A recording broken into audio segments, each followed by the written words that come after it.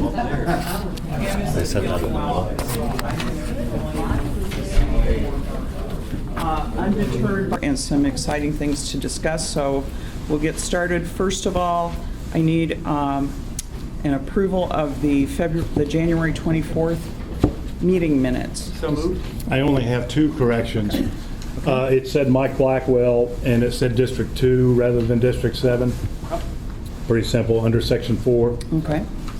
Section 5, it said bond and financial advisor. It's bond counsel and financial advisor. Those are the only two, just small. Under 5A down there. Yeah. I would move as amended. Thank you.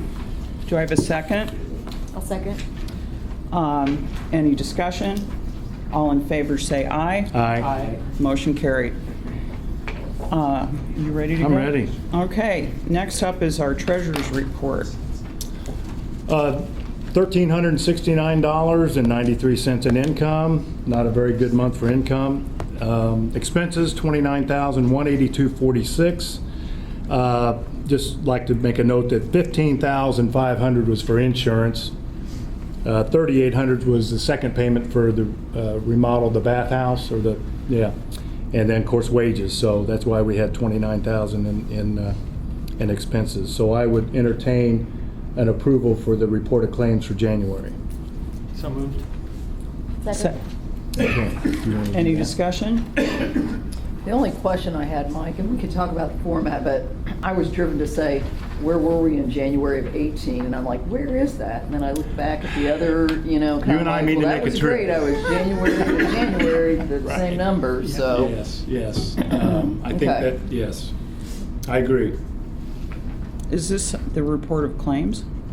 No, That those was are on financials. Year-to-date comparison, compare this year. We don't to need a this year. motion then. No, we had a so moved Yeah. for a motion. We have one motion. She had discussion, so we need a second. And I don't want a second because I'm the one on the trail. I second it. Okay. So then, All in favor say aye. Aye. opposed, same sign.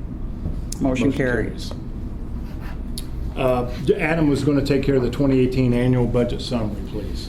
Yeah, we went over last year the kind of the finals from 2018, and then we'll have some of the highlights in the annual report.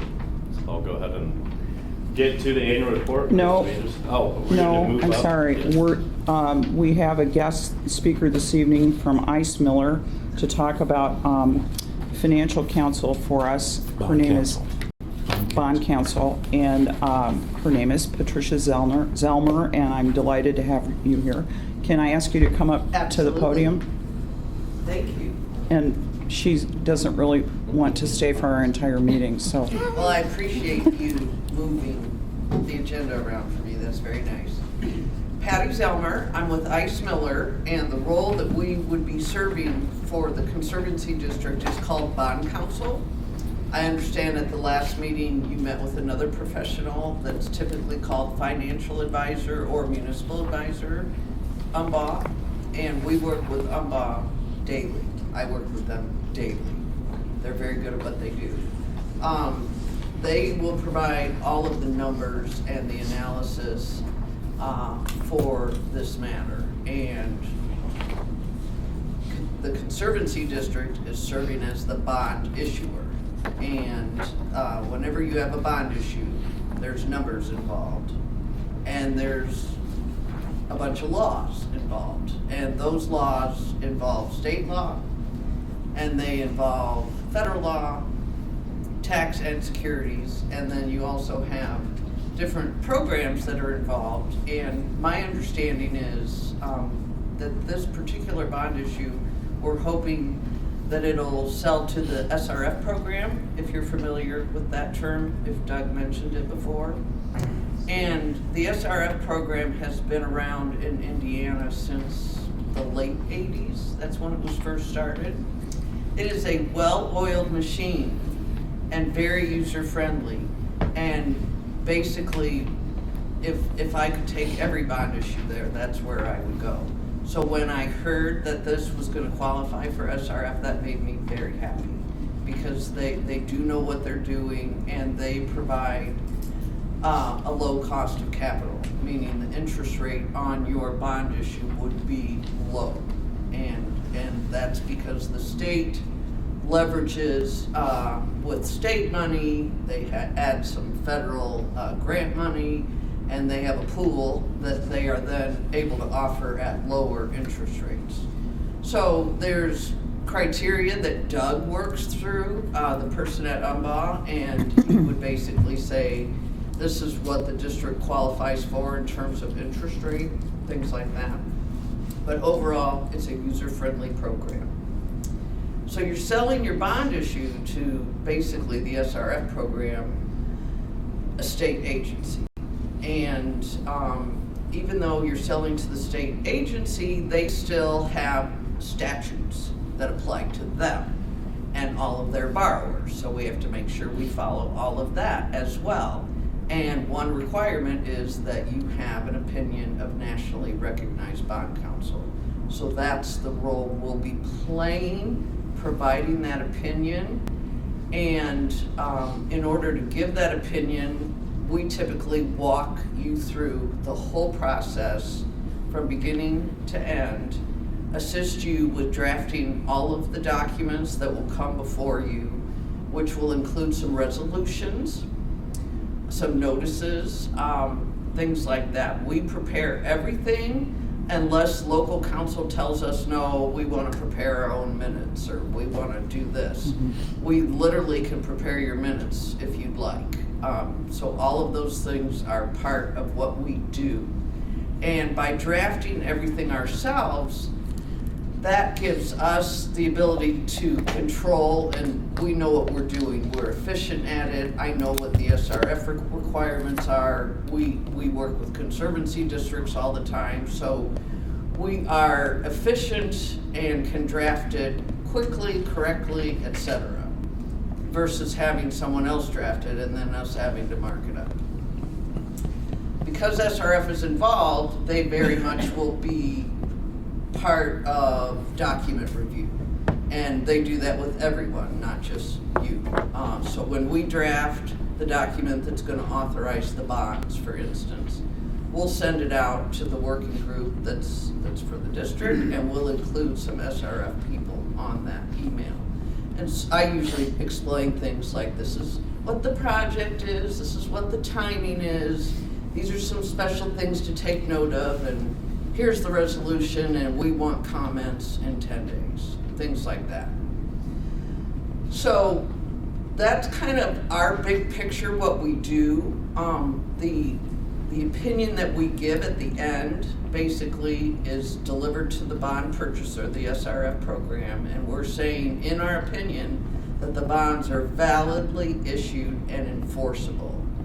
So that means that you all did everything correctly, and that you will be able to levy the special benefits tax to pay the debt service on the bonds over the course of 20 years, if that's the term of the bond issue. The other aspect of what we do is typically issues like this qualify for tax exemption. The interest, is tax exempt. Again, giving the district the ability to borrow at a lower interest cost. That's where the federal tax laws come in, and we have to do a lot of work on that. And we have to sort of do due diligence, have discussions, and make sure there's nothing in this transaction that's going to give us a problem in terms of tax exemption. At this point, I have not heard of any problems, okay?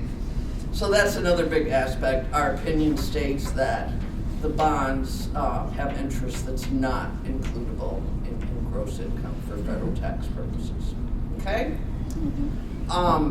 The first thing when we get started is usually a meeting like this. Then the very next thing is usually a timetable to say, here's what we're going to do, and this is when we're going to do it. And I thought, well, let's try and give you guys an opportunity to look at a typical timetable.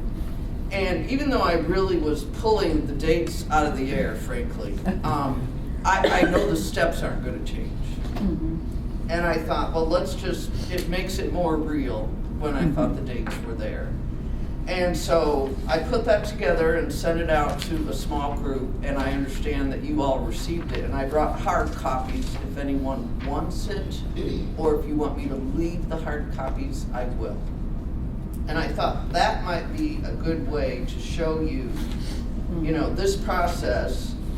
If we go at regular meetings and not at breakneck speed, if you like no special meetings, you know, we're not going crazy here. If we go at regular speed, it would typically take, you know, from February to July to get everything done. But we could go quicker if we had to. Okay. Would that fall into like the state revolving funds timeline too? Like when we get the application and they approve it Yeah. and everything? Well, and when they have money. Right. I frankly, I don't know what pool we're coming out of Okay. at the SRF level. So- I haven't had conversations on Okay, that. Okay. So SRF might say, well, yeah, you're on the project priority list and you can close after July 1. They might say that. Right. Those conversations have not been Okay. conducted by me anyway. Okay. Maybe Doug. You also will make sure, you'll validate whether we're a controlled project or an uncontrolled project. Yeah. Okay. Very much so. Doug gives me the numbers and then we analyze, and I understand we're gonna keep it as uncontrolled. Yeah. Yeah. But define that for me, which Yeah. is uncontrolled project. The statute was amended several years ago now, more than 10. And basically, whenever you have a bond issue that's payable for property taxes, Okay. the legislature made it easier to stop those bond issues if it was the will of the registered voters or the property tax base in that community, if you will. Mm-hmm. And in Indiana, we never really used to have to go through the petition remonstrance process, ever. In other states, to do anything, you gotta put it on the dang ballot. So Indiana frankly was spoiled for years and could do all these tax-based bond issues just with giving some notices and going to the DLGF and, you know, you'd follow a timeline and you'd be good to go. Well, that changed when this legislation came in. And it kind of gets monkeyed with every few years, and a controlled project has more notices, more opportunity to stop the bond issue. Okay? For those that would And be right subject. now, controlled bond issues basically are the bigger ones in size, dollar amount, okay? And in this case, because of the small assessed value, I guess, of the district, we're looking, I think, based on my conversation with Doug, around $1 million for this bond issue to stay uncontrolled. Whereas the city of Bloomington could do an uncontrolled bond issue so long as it doesn't exceed $5 million. But that's because their assessed value doesn't, that's the other prong that usually never comes into play for cities and towns, things like that. So it's a $5 million test. Anything under $5 million is uncontrolled. Those have notices and whatnot, but there's never really the right to invoke the petition remonstrance process. And when that happens, if you have a petition remonstrance process invoked in your procedure, that will slow the bond issue down by 6 months at least and make it get a lot more costly from a cost of issuance standpoint. But that was my recollection, is that for the controlled projects, it's somewhat dependent on your assessed valuation, so that's Right. why we have to look a little bit closer, because otherwise, I mean, In your we're case, below that $5 million in threshold. your case, even though the $5 million is what I would normally look at for a bigger assessed value community, Doug said, no, we're looking at $1 million. And I said, I get it. Huh. Okay. It'd ultimately be close to $3 million between the two phases that we're looking Well, at. that's why I'm kind of worried. I didn't Yeah. know whether to bring it up, and I'm glad you did, because I was about to. It's Well, gonna be split because- up into two phases that we're applying to with the SRF, and they did say our project would qualify for their wastewater funding pool. Mhm. And that our report that we have now will qualify for the preliminary engineering report. So once we get potentially you and then on the table, we'll apply to that. All right. But we are looking at a total of 3 million. for the fund. Just do it in phases. All Yep. right. Okay. And, you know, frankly, It's I based on mean, the issuance amount at that given time, not what the project may be over the course of right, however many right, years. just do what you can do. And, the $5 million amount that I kept throwing around used to be 2 million. It just got changed to 5 million. And so we had lots of clients, issue 2 million on pretty every other year basis to do their roads or whatever. Just to stay underneath the Just radar. a smooth bond issue. Just quick, smooth. So just so I'm clear, you guys both said something that confused me. So when we go in and we apply, we're gonna apply if we all agree on it, but we're thinking now we're gonna apply at the $3 million level. So we were issued bonds at the $3 million level. So what I was kind of questioning, like with your services and also Doug's services, is if we're only gonna spend that million like right away, I mean, I just wouldn't wanna have to go through it twice with you because, you know, if we just do this 1 million, then we gotta go issue bonds for 2 million. I mean, you can't do you're it at still all the 3 money. million. You have to do it twice. I'm sorry. Yeah. Yeah. you have And why to is do it. that? We can do the bond resolutions once if you want. We can do all of the stuff that's in this timetable. Mhm. We can do all of that once. We can do that for 3 million, okay? But when it comes time to close on the bond issue, We gotta take because all the you're money. limited. Uh-huh. Well, no, I'm talking wrong now, because then we can't. You can't. Yeah, I'm sorry. Honestly, Now I'm confused. It's not a debt limit thing, it's a controlled project thing. So Yeah, to, explain it, in Michael. order to be able to issue the bonds in the most efficient manner possible, please correct me if I'm wrong. No, you're Right. We will want to keep the bonds under what the state calls an uncontrolled project. Right. So the maximum amount that we issue as a bond needs to be below that threshold. Which If is we- 5 right now. Well, no, for us, because of the size of our. Because we're small. Because we're a small entity and because we don't have a large tax base, that dollar amount is probably gonna be around $1 million. So if we Oh, okay. issue any bonds above that $1 million in a single issuance, then it gets classified as a controlled project as defined by the state. And there's more thresholds and steps that we have to go through and more challenges that could be presented. So Is that would, correct? Because people would have an opportunity to vote on whether they wanted us to issue. they would bonds or not. remonstrate. So would we, at the end of this $1 million bond, let's say it's September, would we then be able to go for the $2 million after a certain date? Or is that a yearly fiscal? Well, let's say everything stays constant, it would be another 1 million if you Oh. wanna keep doing. So Okay. every controlled time we're looking projects. at about $60,000 between financial advisors and legal counsel, each time we gotta kind of tack that on it, go So- through that, to the- in addition to whatever other costs there are. Mhm. And that's a good point. And, But if we just did 3 million with you to begin with, if you, which if we you can. do 3 million to start We out could, with, we you'd could. be controlled. Right, You'd have more steps in this timetable, and you would have to think about whether or not a petition remonstrance process would be invoked. How many signatures would that take? I didn't bring that. I don't think it's very many to get it invoked. And then once it's invoked, it's a popularity contest. Yeah, then it becomes a referendum. Okay, Well, so okay. in a 50,000 population, it's 100 signatures, so ours would be less. Right. Oh, yeah. Yeah, I Okay. think it'd be small. So I think that we're smart just by going what Michael is suggesting, I think, with the million. Okay. well, we need. And we'll just We have, need put that to have down some on paper. conversation. We need to have some And that's discussion where, about that's that. where Umball comes in to help us with the number side of things Yeah. as well.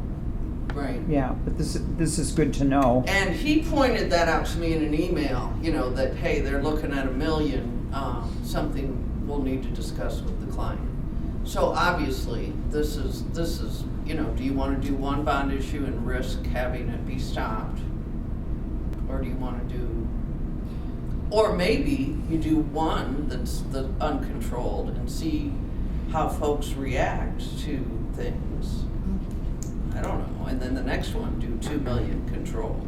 So I'm about kind of putting the moose on the table, and so the moose on the table really is that our freeholders, if we can only substantiate issuing the bonds by assessing additional taxes, and that's how we're gonna go to the state, because they're gonna say, oh yeah, they're good, because they're gonna be able to assess the taxes, we're gonna be able to collect them and all that stuff. I mean, that's what we're really talking about, is having people, our constituents, our freeholders, who might vote against it and say, you know, they don't wanna go along with it. They don't want the project Mhm. because of a myriad of reasons, right? Very Lots to interesting. think about. Any other board discussion, questions? Patty, I'm sorry, were you finished with your presentation? I know also, I believe you might have our engagement letter Yes. tonight. And, that is a very much a standard firm required engagement letter. Okay.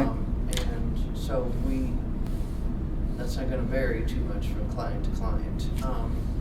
Okay, So that is, we don't have a contract, if you will, Right, that right. say maybe folks at Umbau do, or an engineer might, you know, that's our. They kind of That's have our engagement agreement. letters too. The engagement Yeah, yeah.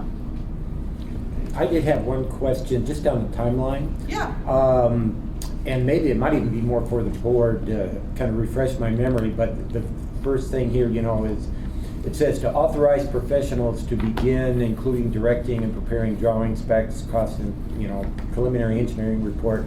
That's gonna cost money. Have we already figured that into the equation here? Or where are we? Well, I need my memory. We figured the refreshed. finalizing of the design into the 3 million. So we have the finalizing design potentially. But we don't have the money yet. No, I mean, that's correct, yeah. So it sounds to me like that has to be done before we get the money.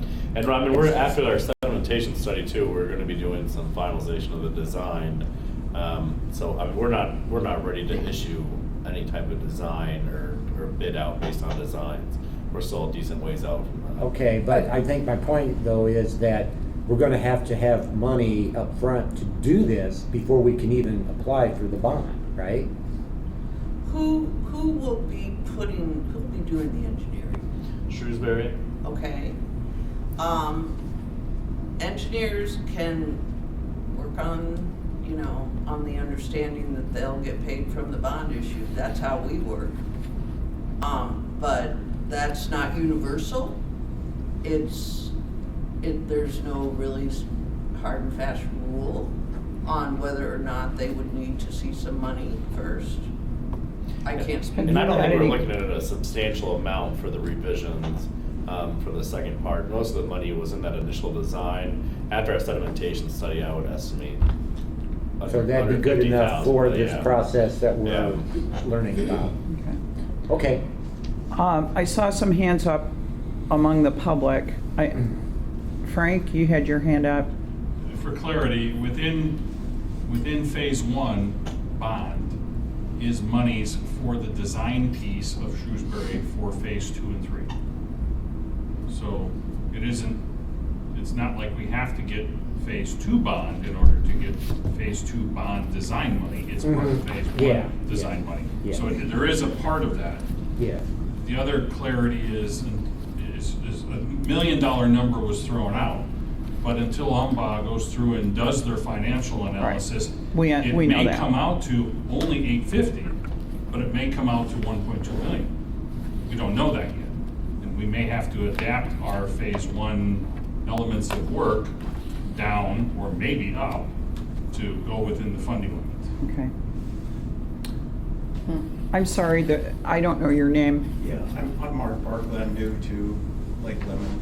Hi, Mark. Question for you. The opinion of council First of all, I take it they need audited statements to go as part of your opinion of counsel to borrow. We don't rely on any sort of audited statement, and UMBA is the one that does the numbers, the guy that's not here tonight, but was at the last meeting, and they prepare unaudited reports. But that is all that's required for purposes of the SRF program and frankly, the bond market. So not audited, now, they're gonna be audited by the State Board of Accounts. And that's a requirement to be in the SRF program, but you have to do, that's something. Well, the State we do Board of have an Accounts audit, and the does State Board of anyway. Accounts No. audits Well, us, that's and 2016. UMBA's engagement letter states that they will be relying on that. I just didn't know if the phase 2 and phase 3 or the additional borrowings would require updated, audited, or this sort of thing, because Yeah, you're replicating something to some degree. Right. That you've established up front, right? Yeah. If you're doing another second and third million. So your fees should be quite a bit less, I would think. Yes, as each one goes on, you've got a roadmap. Because I heard your concern early on. We got another 60,000, what have you. well, So- I would just, okay, I did this on the other side, I was a partner in a CPA firm, and I would just say that with every issue, I mean, I'll throw it back to you and to, There's but a there's still, certain amount of you costs might that think you can't save some avoid. time, but you Yeah. don't save a lot of time, because you gotta do your due diligence, and you gotta update everything from, And if the you know, when that legislature would was, stop but. meeting, then we wouldn't have laws change. Right, and, yeah, so I wouldn't say that you're gonna significantly cut that. You 6% get is what I'm more efficient, thinking, yes. It should But it's become not more gonna, yeah. So your But I understand what you're saying, and Yeah. that's the trade-off. Your first borrowings could be front-loaded for a bunch of the fees related to the studies and this sort of thing with, so the second parts, the second phase 2 and phase 3 will have more money available to do whatever project you're looking at. In theory. In theory. In theory. Okay. Malcolm, you had your hand up. Well, okay, so just to make it simple for my simple mind, right now we're looking at about $60,000 in professional fees for borrowing $1 million. Mhm. That's 30,000 approximately on your side, 30,000 on the left side. If we did the controlled bond, what would those fees be? If we went for the $3 million upfront? If About the same. no one Contests, right, demonstrates. The- Okay. I can't speak for UMBA. But otherwise- I can't speak for UMBA. I understand. But for So- us, yeah, they But understand. otherwise. Couple we- more notices. Okay, otherwise, we're looking at 30,000 for Ice Miller each time, let's say. Right. 30,000 maybe for Umbach I each mean, time. if you wanna be Right. worst Well, I'm just case trying to scenario. make an estimate, because we're Yeah. gonna I make a think cost you- assessment of what is the demonstration possibly gonna cost I think us. you're right on that, Malcolm. Okay. I think you're accurate on that. Okay. Did we answer your question, though, about the audit, like, Yeah, I think. The last state audit was I in believe we did. 2016. Generally, they do it every 2 years. Since we are a conservancy district, and based on our audit records, we have become a low priority audit. We are going to generally every 4 years. My concern was basically, do you have to go through the same steps over and over for the issuance to be part of the due diligence and this sort of thing? And it sounds like there's some things that aren't necessarily as thorough because it doesn't. I would say the same steps need to be repeated each time, and that's the decision. yeah. So how Yeah. would I the, think from bond counsel and financial advisors, it would be the same steps. so if it Yeah. came down to a referendum, how does that work? Is that done on the local level, we figure out how to do that? Or is that something that's It's handled very, by state there's business? tons of statutes, it's very, Yeah, I don't know I- specifically for the Regimented. how it applies to Conservancy District, but I mean, it goes to a vote on Like a in November. primary or general election. Okay.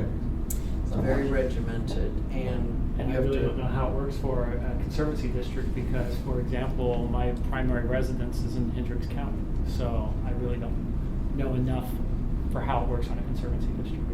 Oh, Yeah. that's a good point. I hadn't even thought about the fact that people don't live here. Most of them didn't live there. Yeah. But Yeah, and how could you get it on the ballot if, you know, Unionville, some people aren't in the district, but Right. other people are, but we're in the same voting township. So I have to believe that there is provisions in state law that dictate special districts like us. I just am not familiar with them. we need to figure that out probably. So, Yes, the attorney. so, what else? Any other questions? So you're gonna figure out from our population base what the cutoff is? for UMBA will come up with the number.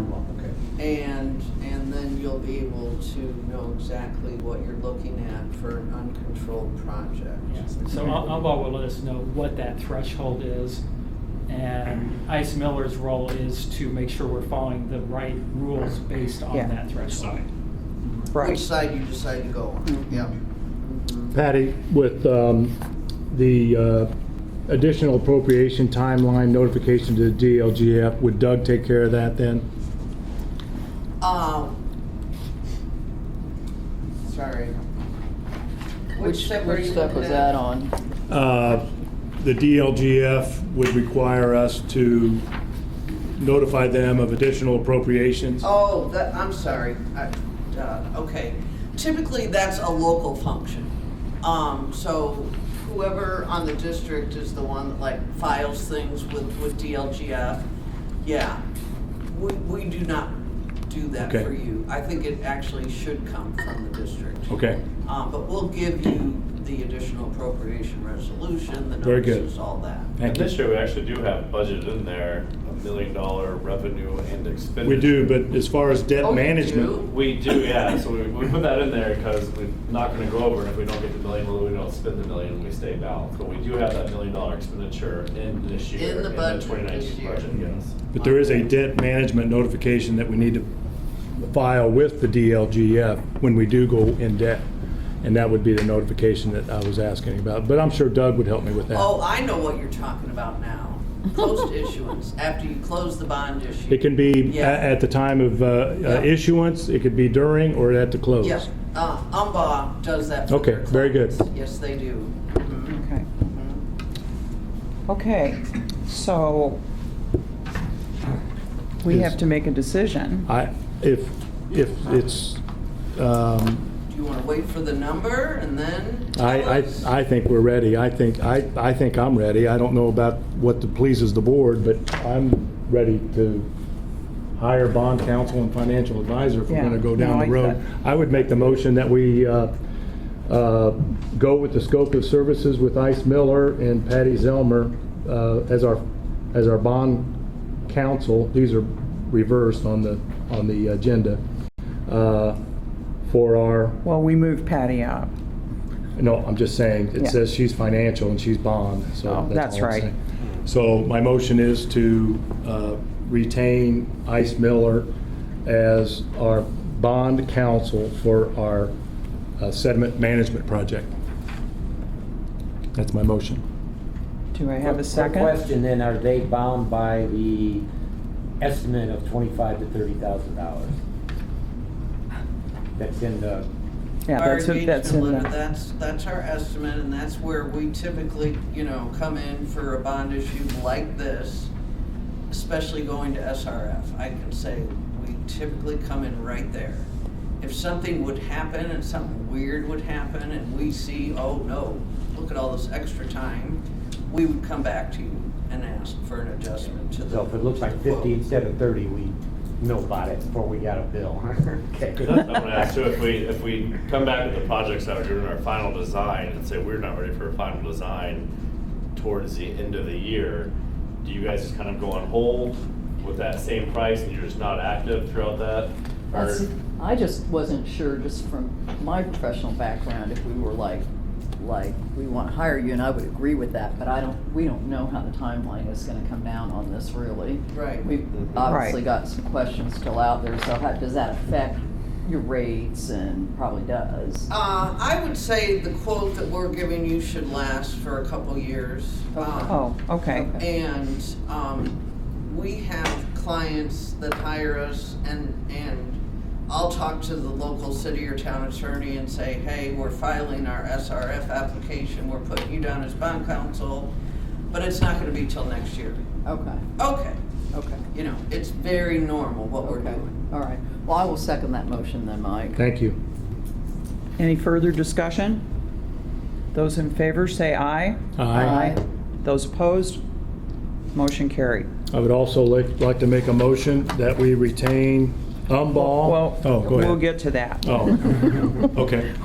Thank you, Patty. Okay, Thank you, so Patty, for all I coming. would ask is that, I'm gonna sit back and be quiet, but if you all need me to do anything, I'm there for you to answer your questions, update timelines, prepare an alternate timeline if you wanna see the differences. But I'm just gonna wait for you all to reach me if that's acceptable. Okay, Okay. thank you very much. You Now, are welcome very I'm glad you're feeling better. Last time I talked to you, you were under the weather, so that's good. And thank you for driving down in inclement You're weather. welcome. Now, You're welcome. do you have the engagement Sure. letter to sign? Or are you gonna send it Sorry back about later, or are you that. gonna give it to No, me? it's I haven't, okay. I can't sign it, I'll have No, the chairs. we took it out of order. Yes, we did. You Yes, know we what? did. I'm Not gonna leave the them all treasurer, here because people want them. Okay. I'm sorry. She said the board chair will have to sign the engagement Right. with them and we'll send it back. Yeah, that's how we know it's No, good. it's timeline. Okay. Now we're going to go back in the agenda to item 4, the manager's report, and start with the 2018 annual budget summary. Is that right? We're just there's gonna be budget numbers sprinkled in the annual report, so. That would be wonderful. Thank you. As soon as I go through the annual report, really just kind of highlight some of our operational objectives and finances from the year 2018. Thank you. Thanks, Patty. Yes, thank you, Patty. For board directors, and a lot of this report is kind of the same format that we do every year. We had 2 board members up for election in 2018. We had Pam Dugan, who ran unopposed, and then Deborah Ladyman. Pam Dugan was retained, she's the incumbent, and then Deborah came on for District 2. Both 4-year terms. We had Pam Dugan chair, Mary Jane as vice chair, and Mike Blackwell as treasurer. For personnel, for 2018, we had Alex Snooks, Andrew Amalia, Scott Bode, Matt Hopkins, all gate attendants. We actually used Andrew Amalia in the office a little bit too because he needed to fulfill an internship. Operations supervisor, we had Andrew Manley for the majority of the year. And then for our barge operators, kind of went through a decent amount last year. I had Levi Worthen as our head barge operator and dredger. For pushboat, we had Clinton Allender, James Schreiner, Isaac Walls, and Branson Gilliand. Branson's actually starting off this year with us as well too, so we were able to keep him on. Good. Which is good, and they're actually out there working today and yesterday, getting all the barges put together and starting disposal site prep. So that's good to go. Gatehouse operations. In 2018, the boating season started on March 19th. And really the season starts once we put the dock in, that's when we start charging the general public. We don't charge when there's not a dock in the water. And we took the dock out on November 19th. Boat permits and launch fees collected in 2018 totaled $129,343. That was a $5,500 increase in revenue compared to 2017. We also hosted 15 fishing tournaments in 2018. For aquatic plant management, we actually had 3 treatment dates. In May of 31st, we treated 50.6 acres of submerged vegetation. That's primarily Eurasian milfoil, the coontail, just anything submerged, purple naiad. We came back and treated some more submerged and our first lotus dock spray, or lotus spatter dock spray on August 2nd. And then August 16th, we did our second treatment. The lotus and spatter dock's always a 2-part treatment. It was actually a pretty reduced year in cost because it did have so much rain in the springtime. The lake stayed pretty muddy and really pushed back the beginning of the growth season for the aquatic vegetation. For wildlife control, we do nuisance wildlife. I don't think you're in for that one. We'll get to start doing it this next year. We treated 16 nests for Canada goose. That's something we do every year to try to keep the populations down out on the islands on the lake. For water testing, our contract was with IU School of Public Environmental Affairs, Melissa Clark, and they've actually been testing our water since the beginning of the Conservancy District, since we've been mandated. That's mandated every year in our contract, and it's just good to keep track of it. Those results we generally get at the May board meeting, the first meeting that we have out at the park. So we'll expect the results from the water testing then. Fecal coliform is actually one that we test for weekly when the beach is open. Actually, all accounts came back below threshold levels. If you were to have a test over a threshold level, you actually have to go to a monthly mean, to see if you stay above that level or come back down. Luckily, we were below the contact and recreation levels for the entire season. Our lake does turn over our entire volume of water about 5 times a year, so we do stay pretty flushed out. Riddle Point Park opened on Friday, May 25th in 2018. Park admissions are charged daily through Monday, September 3rd, and really that is just the Memorial Day to Labor Day. Those weekends are when we are open. Vehicle passes are $60 for the season and $7 per vehicle for daily. Total park admissions in 2018 were 46,338. That was an increase of $1,432 compared to 2017. The shelter was rented 19 times and brought in a total of $2,375. The IU rowing events brought in an additional $800 in revenue, and it's $400 per event that they host out here for a special event. This year they're actually hosting only one event, so that will be going down in 2019. And they did move the course actually, so it's headed east and west along the causeways. We hosted the Independence Day fireworks on Tuesday, July 3rd at a cost of $6,500. We're actually able to bring in donations $7,530. We brought in more than we spent on that. Actually, the people that did it said if we can get in the $10,000 range, we'd be able to rival any of the county fireworks out here, since they do it not for profit for us. They just charge the cost of the shell. So maybe something we want to think about as we move forward. Well, I don't know how much better it could be. I think that's really good. Very good. More parking. No, yeah, it's just mostly for the residents at that point. We were at capacity for the fireworks. I've never seen the park that packed over the 4th of July weekend and on 4th. It was absolutely insane. We even had conservation officers out this year, just to trying to keep everything in line out there. For shoreline project permits, and that would be seawalls, which we really discourage and usually don't allow. Kind of reinforcements, riprap. We had 6 permits issued in 2018. Since 1996, we've had 380 permits issued to freeholders for work along the riparian edge or the edge of the lake, mostly for reinforcement or for dock installation. Our lake enhancement program, that is the dredging that we do every year. That started in 2006, and we bought our equipment in 2009. We do have the 2 barges. Last year was the first full season that we utilized the small barge out of the lake. Actually worked out pretty well. The operation ended on November 16th for LLCD work, although we actually did private work and riprap clear until almost the end of December. Since we didn't have the freezing temperatures and ice on the lake, we're actually able to go a lot further into the season. And once we get to that private work, it's essentially cost neutral for us, so it works out pretty well.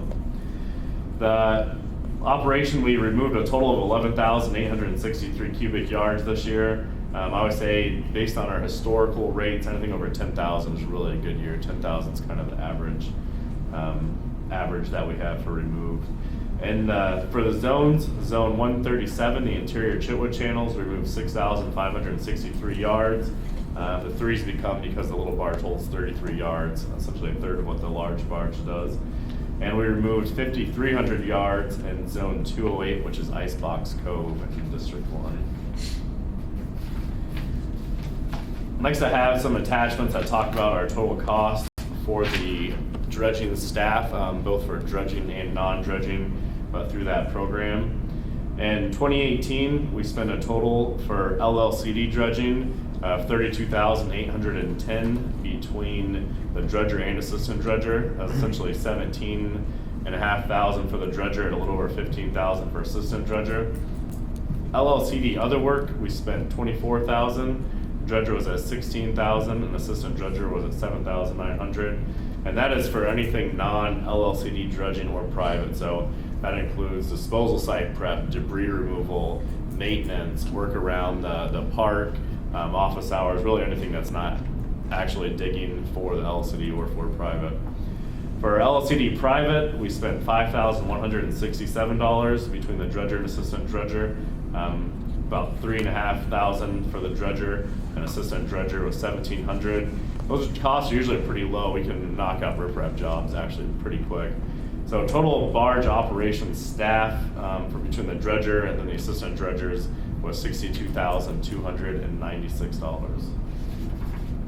But again, on that LLCD other, you're basically saying that that's just the person that's name is the assistant dredger, but he's not necessarily doing the dredging then. So to say that $24,000 was spent on dredging would be a false statement. Yes, yeah, that is other. So that is not. There's no dredging occurring in that $24,000. There's debris removal. Gotcha. There's equipment maintenance. There's Gotcha. disposal site prep. So that is non-dredging Okay. and non-private work. The next attachment that we have is operating equipment costs, or non-staff costs. Our regular gas, we spent $5,355. It actually went up a little bit from last year because we are using the small barge, which does have unleaded or gas motors. Diesel, we spent $12,700. Dredging supplies, $9,945. Equipment maintenance, $1,836. It's actually a pretty low year for equipment maintenance. In 2017, we replaced some of the cylinders and actually had quite a few of the big maintenance items, which resulted in being pretty cheap. Equipment rental, $5,074. Most of that was actually a track truck that we needed for disposal site prep because it was so muddy in the springtime, and some skid steers that we rent for debris removal. Disposal site prep category, that generally comes to stone. I would say is most of the actual cost that we have for disposal site prep was $3,364. So the non-staff total was $38,278. For our riprap summary, these were all private jobs this year, and that actually works out real good. We charge $100 an hour plus the cost of stone, which is pretty neutral for us, but we like to keep it low to encourage people to reinforce the shorelines and slow down erosion. We did a total of 8 jobs. We had 4 jobs in District 1, totaling 213 linear feet of shoreline. District 3, we had 1 job, 184 linear feet. District 4, 1 job, 192 linear feet. District 6, we had 1 job, 243 linear feet. And then District 7, we had 1 job at 271 linear feet. So we totally ripped wrap 1,103 linear feet. The cost on that was $20,548. That was our build cost. Stone cost out of that was $16,353. And our net revenue was just about $1,100 for that. For our services provided, which is the final part of the report, our insurance services, our First Insurance Group, I think they've been with us almost since the beginning. Accounting services, Shirley Watkins. Legal services, Angela Parker. And financial institution is People's State Bank, who holds all of our CDs and our savings and checking accounts. That is what I have for the annual report from last year. Next, we have our vegetation review. I kind of went over what we did for vegetation treatments in 2018. What I do have on here is our contract for the vegetation treatment in 2019. They've actually already started the work for that. They apply for our vegetation permits with IDEM. They actually help us apply for the grants that we usually get a $5,000 grant. And we've been using Aquatic Control for as long as I've been around. I think since we started to be able to do chemical treatment, we've been using them. So I do have our 2019 update and agreement. If there's no discussion, I would recommend a motion. It's an estimated cost of $50,000. That's what we budget for. Last year we came in at just under 40,000. Some years we'll come in a little over 5. It really depends on the growth season, how much sediment we have in the lake, temperatures, just very variable. And then when was it this contract was in here? When do we bid this out again, or do we? We keep it at the $50 threshold, so we don't have to bid it out. We really like dealing with the company. They've been doing it for so long, They've and been help around us for with a their long time. mapping needs. We've looked at cost before, I think in 2015, and there's a little bit more. There's not companies that are actually that close around, and actually having them just have the knowledge of it. There's kind of a preferred vendor for that. So we don't bid anything if it's under $50,000? We're not required to. And actually, since it's a service, Right. the board has the discretion to use any purchasing methods it deems Right. appropriate. Right. Yeah. So, are there other questions? Do we have a motion to renew or to accept aquatic control for 2019? I would just say that the last 2+ years, they sprayed in the rain, and they have not, it was in July, and for whatever reason, we get a lot of complaints that it doesn't stick, and they have to come back, and it's been the same company. I know Pam has gotten complaints from her people, so I would just ask that they use better judgment, and if it's raining, don't spray. Wait till it stops raining and come out and spray, and because I get the complaints, I know Pam gets the complaints, and the weeds are at the east end. So, Yeah. We have a lot at our end too, though, honestly. well, and so, and it's It's hard to just, swim down Yeah, we do. there. If they do that, a lot of that's up to the discretion of the operators, what they tell them. I mean, if it's a really light rain, and it depends what we're spraying. If we're doing submersed vegetation, it doesn't matter because it's going into the water column anyways and dissipating out. See, I think that's part of it too. well, I think when the water, and I think the water, like you said, it turns over 5 times a year, so the water is rushing. So is it actually treating the weeds, or is it treating downstream? No. It just seems to me that, and you know, I can't be the only one that sees this. They're out there in raincoats in an airboat, and they're spraying, and it's pouring down rain, and I've heard the Okay. same Well, conversation. I think it's something we could definitely go back Yeah, I and can talk to talk to them them. Yeah, about. they do guarantee a 90% kill. And I know they come That was back. my question. Yeah. Like, so who measures that 90%? We How do we know if do. it was We do, and we have They them do. come back all the time. Uh-huh. Yeah. So they guarantee a 90% kill, and if we deem it was unacceptable to kill, then they will get right back out. So we'll monitor a little closer this year. And Well- can we, Debbie, you have something else? No, I was just gonna recommend that, you know, we hire them. I'll make a motion that we do with the caveats that Mike said about talking with them about when they do it, being sure that you approve when they're doing it so that we can have them be the most effective. Thank you. Okay, I think there's a motion. Yeah. Do I have a second? Les, thank you. Any further discussion? No. All in favor, say aye. Aye. Opposed, same sign. Motion carried. Next, we have our pollution liability coverage. It is a heck of a document, if anybody had a chance to read through it. And this is 160 new. pages. Yeah, we This never is had new, this. yeah, we don't It have, is very essentially long. what this is it's a contractor insurance agreement. So it protects us against any pollution and results of the pollution that happen from the operations of us, from our operation. So if we did have a, excuse me, if we had a big spill, we had a fish kill, it would help with that, it would help with cleanup. But it is from our operation, it does not cover third parties. So if we did have a train derailment, obviously the train insurance would cover, they would go after that.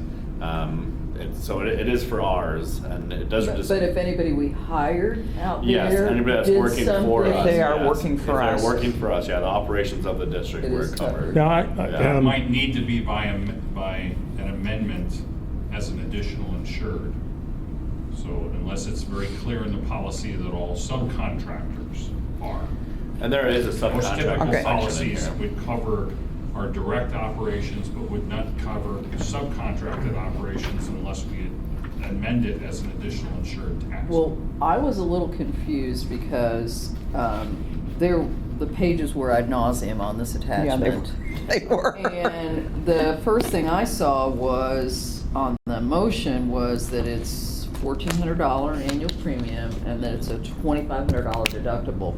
But then it seemed like there was a bunch of places where it was like, were they higher deductibles, like 10,000 or something on some of these attachments?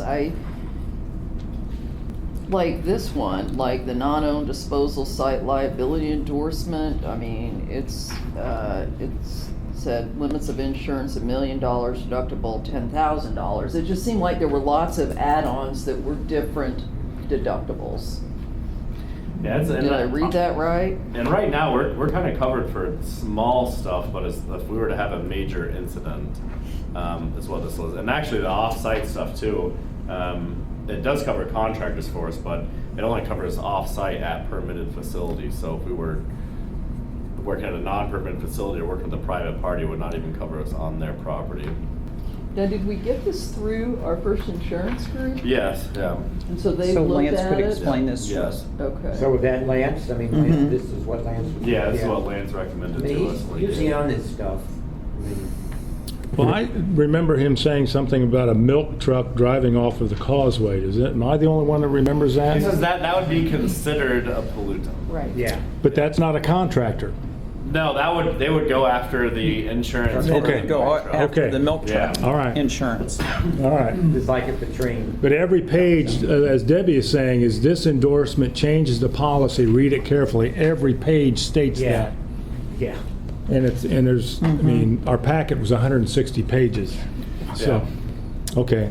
I mean, it kind of makes you wonder if there's some little fine print in there somewhere that we ain't gonna like if Yeah. something bad happens. Oh, there's I mean, fine that's- print in there all over. Yeah. It's an insurance policy. So I don't want to get the shaft here, you know? I mean, I want to make You sure. own the pollutant forever. So you're gonna take the pollutant, you're gonna contract with somebody to put it in a licensed disposal Yeah, site. spill But it's recovery still or- your pollutant, as it is your asbestos, or it is your Right. radioactive waste, or whatever it is, you're carrying it forward. So that's where some of those deductibles are coming in, that they're limiting some of those things, Yeah, or so, raising the deductible. for Yeah, some. that $10,000 one's for electromagnetic field viruses, mold and well, bacteria. there's a lot of them though. Yeah, no, there- And they do say like deductible $10,000 for each pollution condition. So I guess I'm just taking exception to who wrote that $2,500 down on there because I don't think that's accurate. Well, Hmm. do you think that we need to have Lance come and explain this to the board? Yeah, we could do that. I'd feel better about it. 'Cause I would would too, yeah, 'cause too. it is exhaustive. I mean, There's it's so kind much. of, it makes me That's a nervous. good like, point. Yeah. we No, are right because there. it's a very Is it- complicated document, because I kind of got lost in it myself. I mean, it's obviously something that's new for us, something that we haven't done in the past. Not that I'm opposed to the policy by any means, but I'm curious what How did it all initiate come us out? to consider adding this. Not saying it's a good thing or a bad thing, I'm just Didn't- curious. And our risk is pretty low. Actually, it was one of our freeholders. Our risk is relatively low, and all of our stuff on the water, we use biodegradable hydraulic fluid. Our biggest risk factors would be the diesel and gasoline. But our subcontractors in the future may not use biodegradable. Correct, yeah. Okay. Yeah. That could happen. And so we still are early in Yeah. that. And some, on subcontractors too, I would assume that we would have them carry.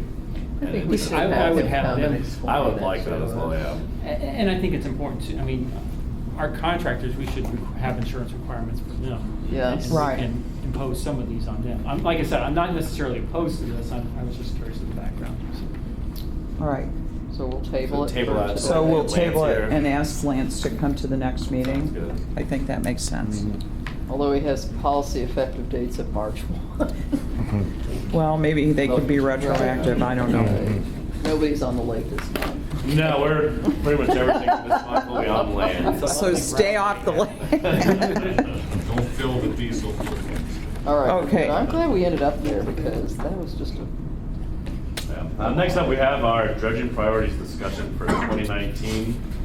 We did host a dredging study group meeting just a few weeks ago, so I don't know if you want to kick off this conversation, Ryan? Sure.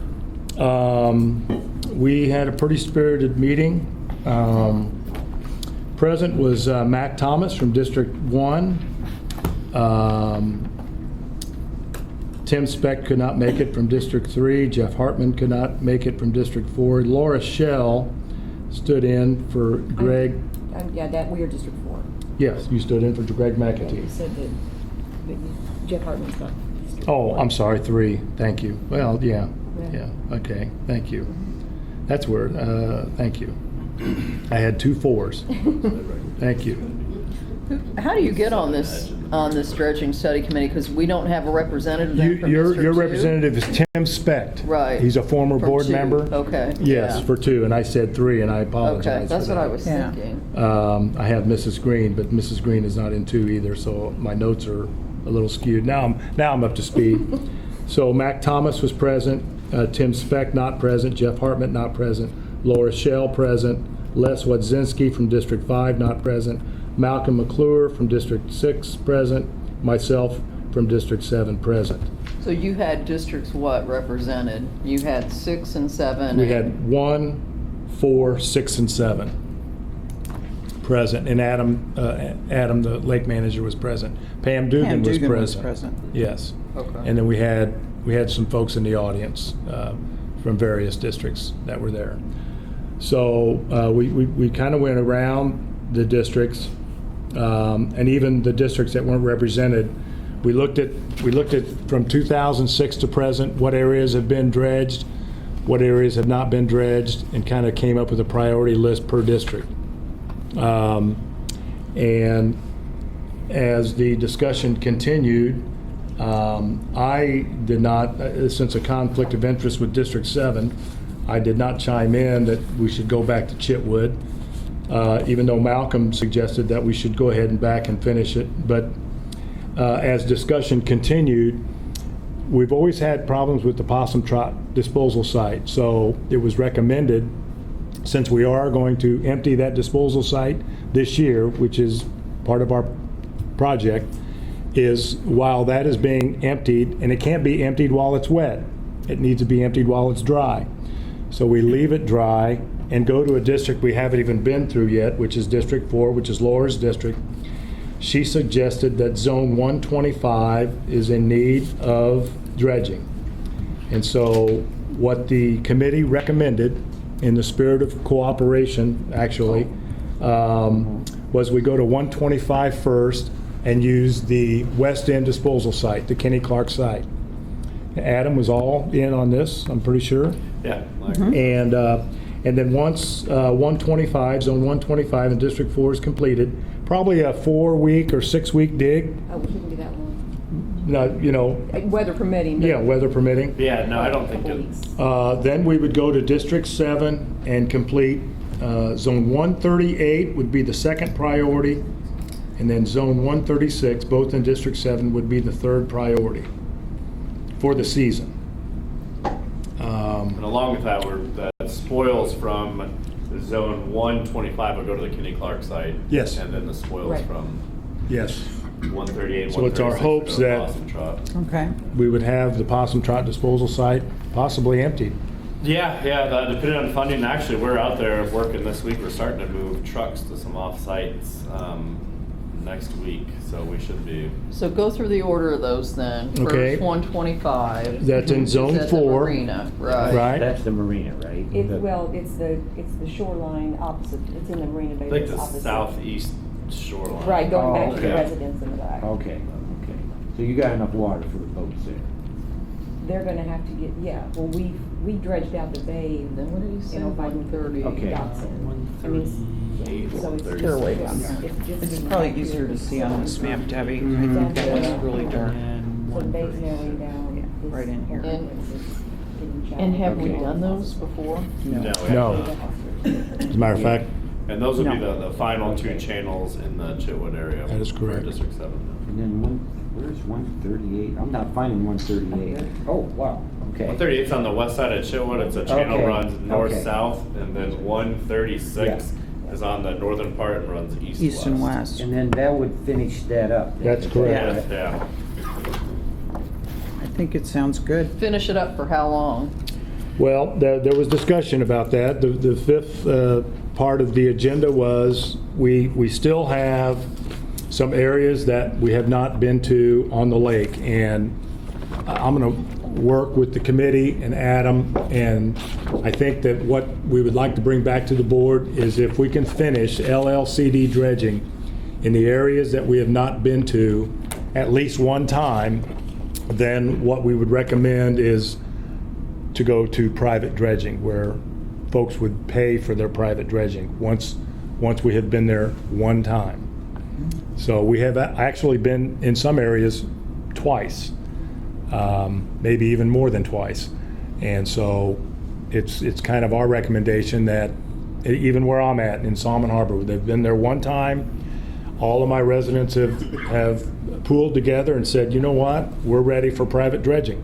And that's maybe 13 residents that just pool their money together and pitch in for private dredging. And I think that's that's where we're headed. Yeah, because I think that, at least what I heard from you at some point, is that that's the way a lot of the lakes do it. But yeah, it is. You know, And like we're ultimately- not using taxpayer dollars to dig people out. And as we go through the project, we need to shift focus towards maintenance needs. It'd be nice to turn this into a revenue generating project where we Right. can still keep costs low, but essentially have the residents in those areas come together for dredging needs. Can I just ask, Mike, that you, or Adam, I guess, just reconfirm the participation of the people on this dredging study group, that they, you know, here's the meetings, you know, because I feel kind of bad. I mean, I'm not sure we have any problems, but, you know, it just seems like all the districts should have a say. I would say that Tim's been a Tim very good active emailed me member. and said that he would be at the meeting, and then emailed me at the last minute and said that Yeah. he's made a mistake on his calendar. Yeah. Greg McAtee has been in attendance. Les has been in attendance. I would tell you, Jeff Hartman is probably the Yeah, most. because I went for him last year. Yes, so. and he's a firefighter, so he typically, when I'm off, he's working. So. Well, let's be sure that the website is updated with the most recent, like, study group names, because I know I asked you that. I've only been on the board a year for some of you people, and I asked that question. But you're not new anymore. Right. And Matt I Thompson- asked that question, and it was a really old list, and what I heard was they're really having, I mean, I want to see this group more active and more, you know, us recording that more, because what I heard was that, well, I don't think they have any meetings for a while, and that list was stale. So I just think we need to, if this is our group that we're going to rely on to make recommendations. Michael Fine. just recommended Mac Thomas. Mac Thomas showed up to the meeting, was, Good. Okay. matter of fact, he brought up the unsafe boating area. And again, we had to, Okay. show him about that area, so. So there are some, is there further discussion among the board? We've got some hands up Oh, in the public. Tim, I saw your hand up first. Well, I had a question. You said 4 to 6 weeks. It'd take 4 to 6 weeks to get to 136.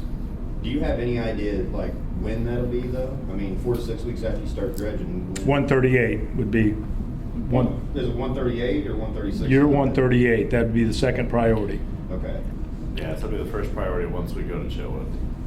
And And the so- goal is to get on the water early this year before all the boats are in the marina.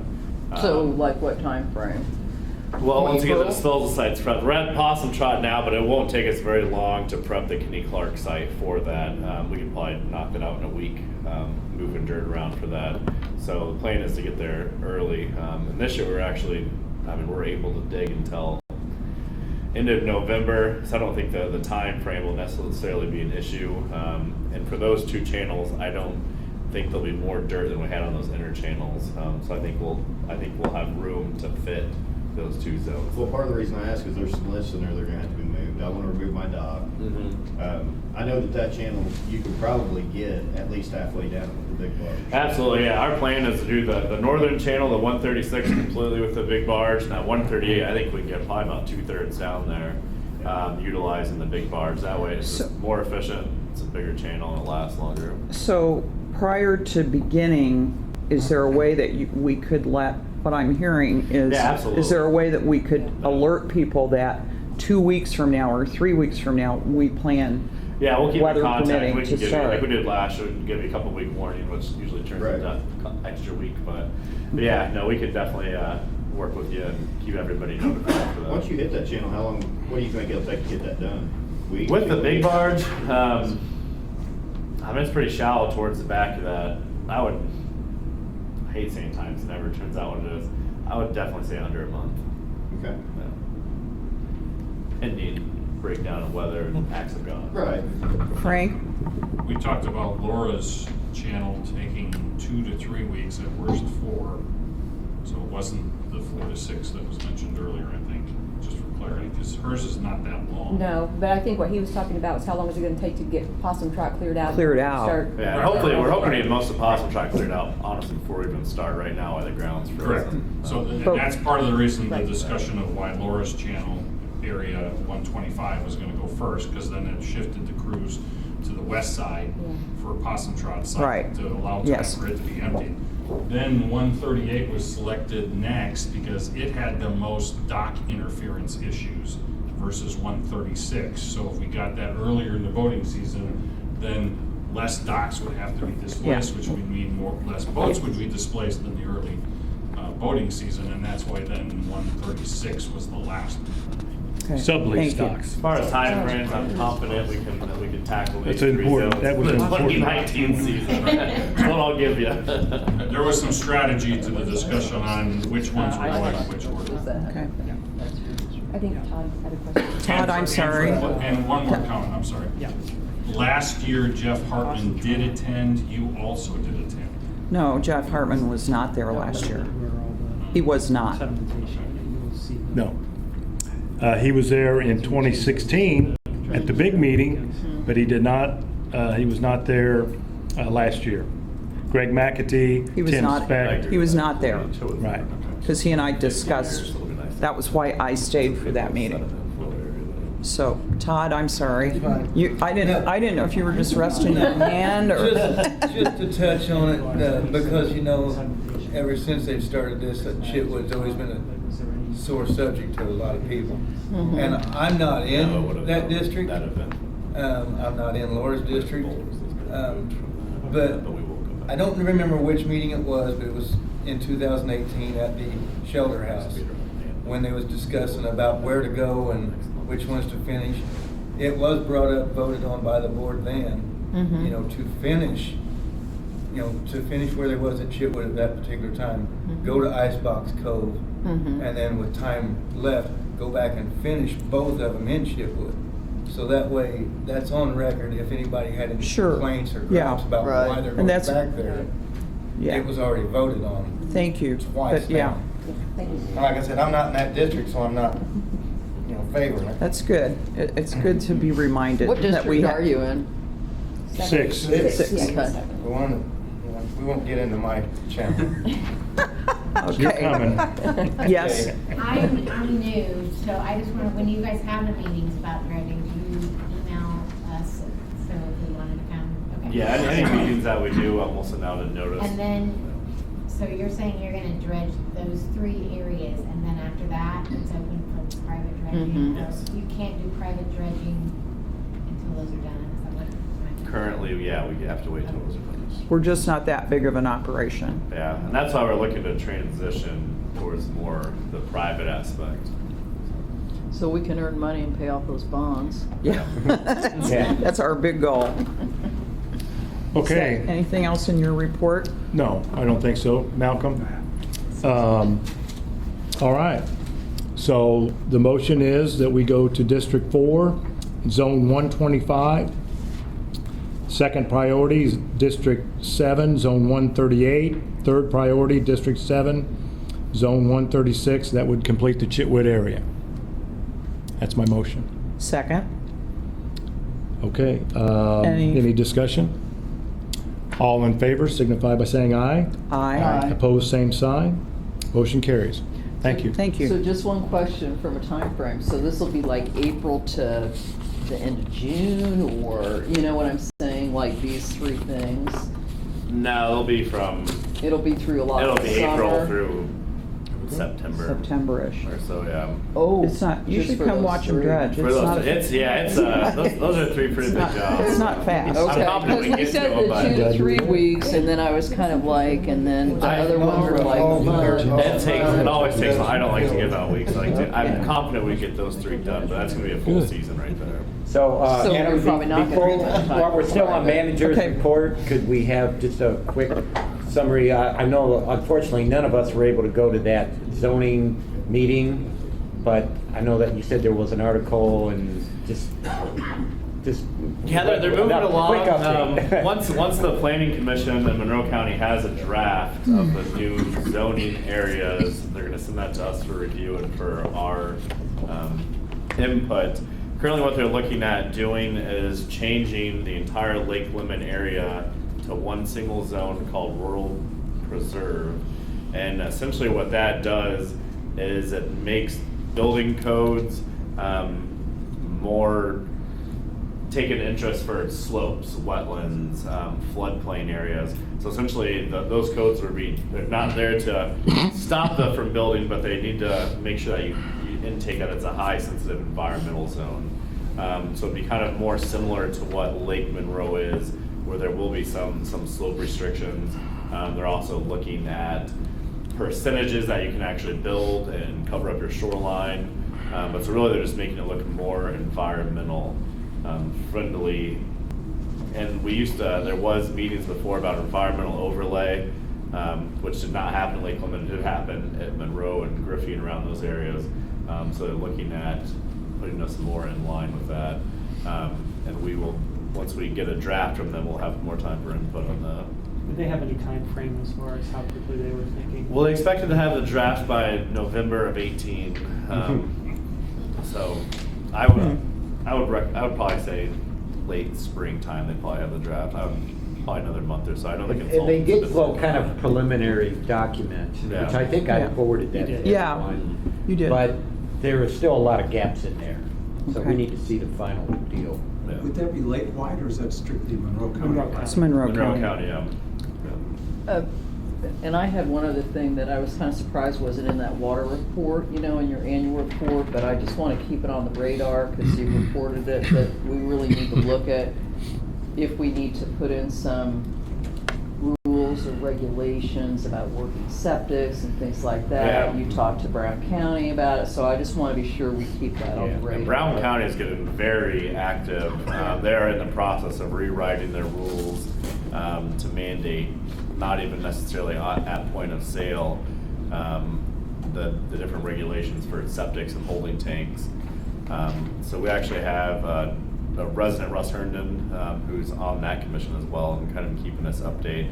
But they are moving forward with that. One of the things that has come out of the Brown County and some court cases are, and something I think that we should honestly look at moving forward, is Cordray Sweetwater. They're on a rotating basis where they mandate, they're different zones, they mandate every 4 years. They require to get your septic tested and then show proof of functioning septic. Okay.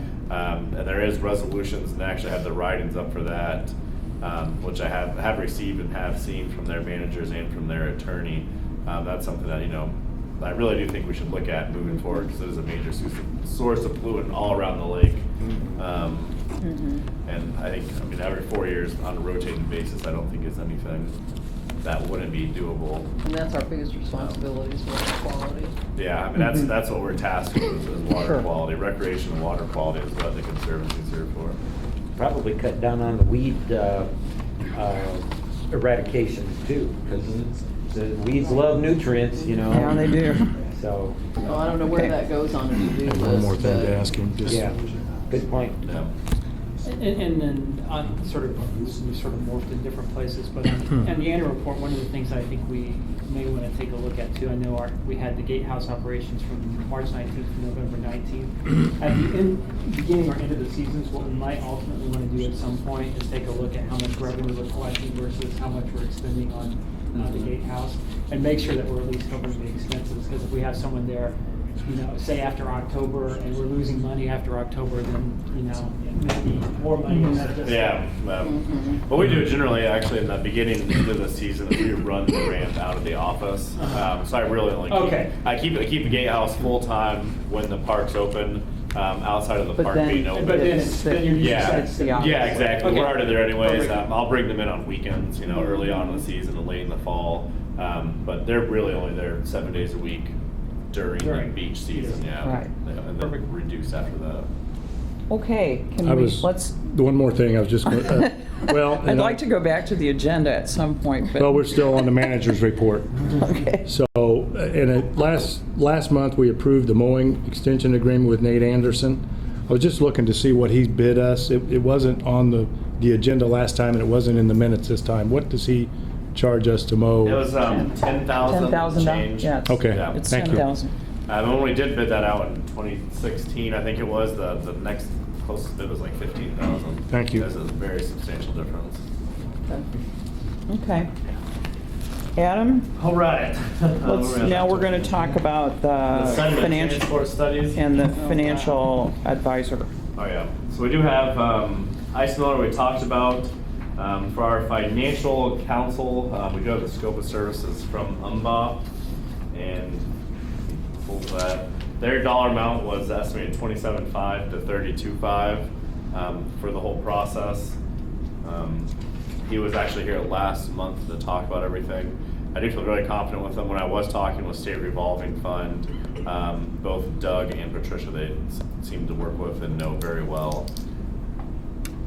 So if we've already approved the bond council, I would recommend that we go ahead and approve the Does financial advisor. anyone have any objection to that? I mean, since we had Doug here at the last meeting. I'll make that motion. If I would motion that we hire scope of services for our financial advisor, the Umball and Associates, Doug Baldessari. Okay, Laura seconds. Any other discussion? All those in favor signify by saying aye. Aye. Those opposed? Motion carried. I felt they were gonna do a lot for that price. Mhm. I felt like this is what we need. I couldn't agree more. Okay.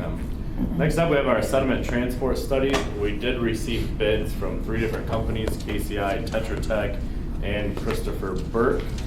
We've had a chance to review those and talk with the companies. I actually had a 45-minute call with Christopher Burke today prior to the meeting.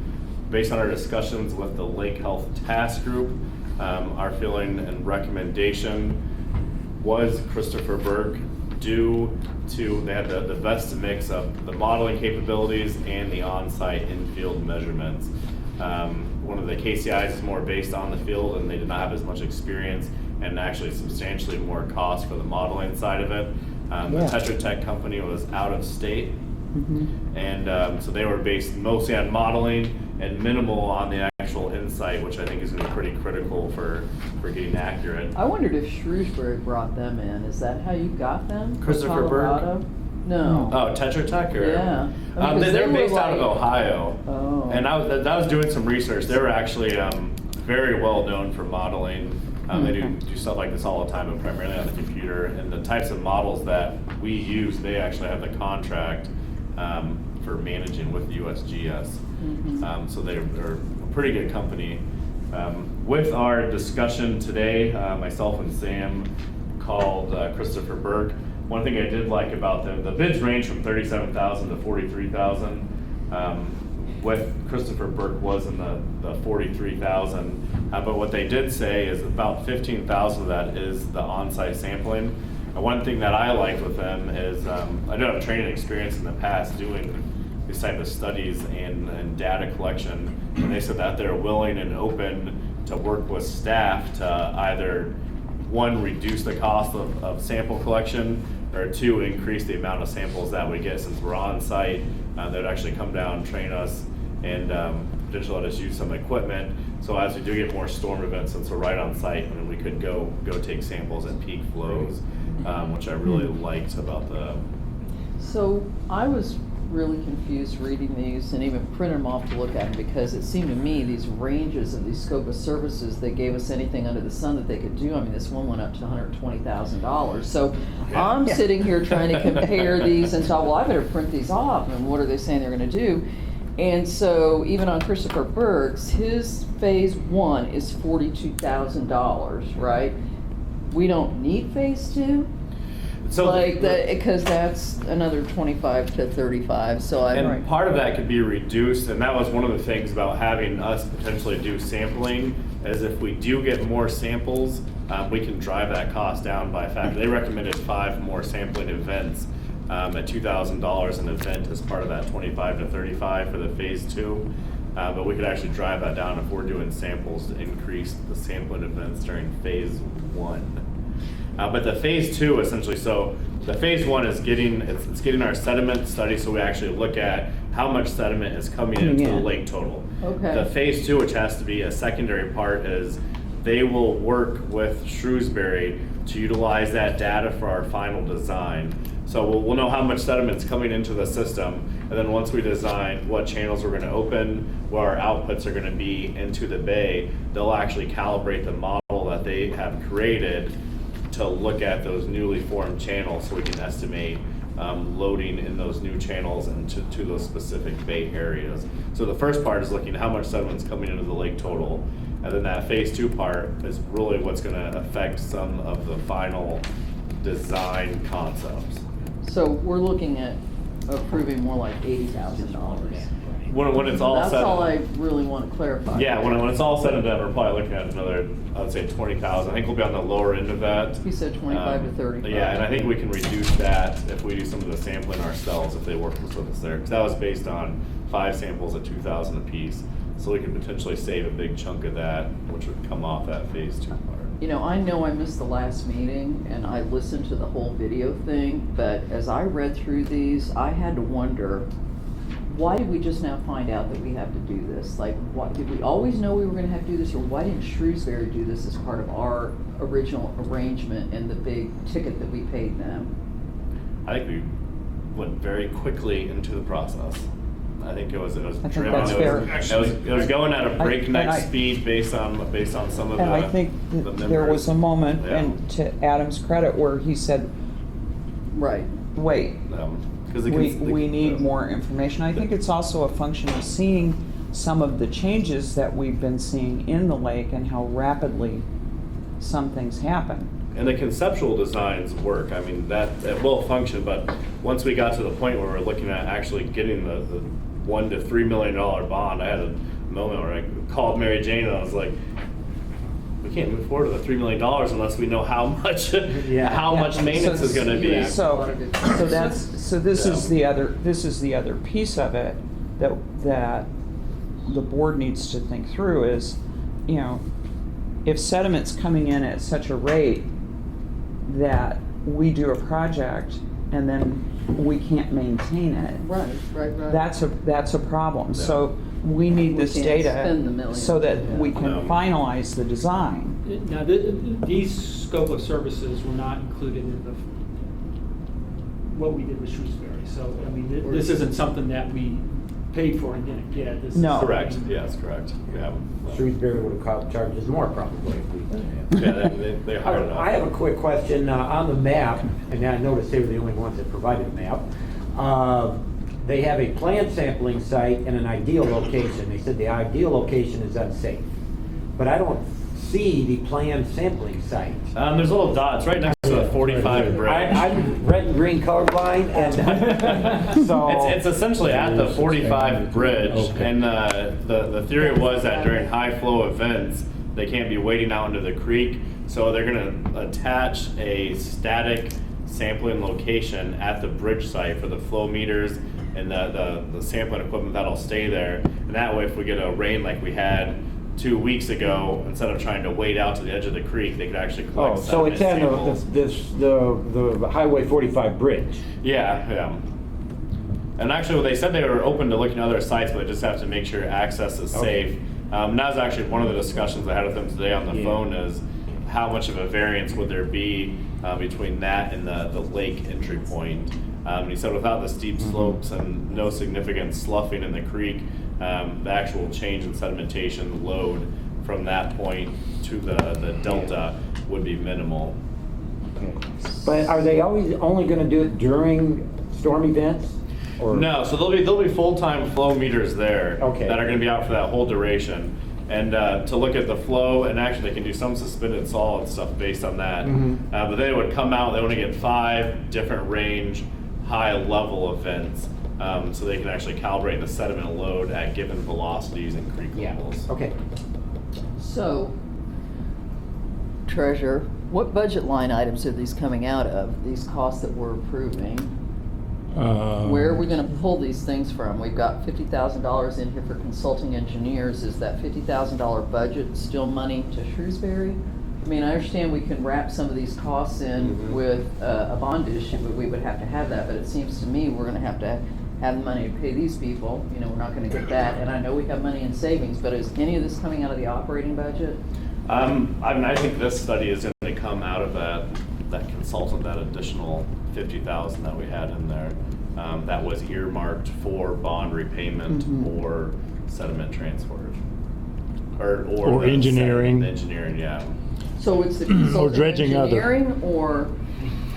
I don't have mine. Because we did have, and it was added, that those additional tax assessments had to be earmarked for, I'm just saying we're approving a lot of money to spend. When we approved the budget, you specifically asked me to make the motion Right. that money would not be used for anything other than bond repayment. So we will not use the $60,000 for bond repayment for any engineering or anything like that. Yeah. The engineering will come out of engineering or dredging other. We'll find somewhere to pull We it. have, Okay. we have places Yes. to pull that money from. Yes.